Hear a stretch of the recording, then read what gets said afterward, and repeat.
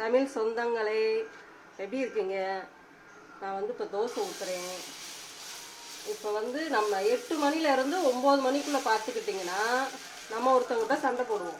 அவங்க யாரும் இல்லை, உங்கள் தோசைக்கல் தான். ஒரு சமயம் நல்லா வருவாங்க, ஒரு சமயம் நல்லா வரமாட்டாங்க.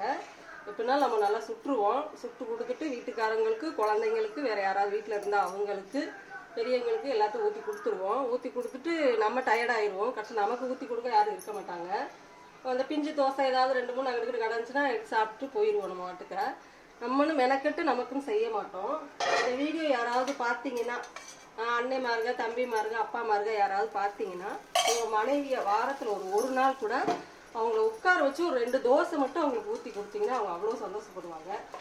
எனக்கு ஒரு சமயம் முடியல, டயர்டாக இருக்குன்னா என் பையன் எனக்கு ஊற்றி கொடுப்பான்.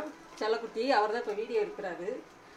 அவர் என்னை உட்கார வச்சு ஊற்றி கொடுப்பாரு. 3 தோசை சாப்பிடுவேன். அப்போ அந்த டயத்தில் 4 தோசை நான் சாப்பிடுவேன். அப்போ எங்களுக்கு அவ்வளோ ஒரு சந்தோஷமாக இருக்கும். இதை நீங்கள் செய்யுங்க, உங்களால் முடிஞ்சதை செய்யுங்க. நீங்கள் கட்டாயம் இல்லை.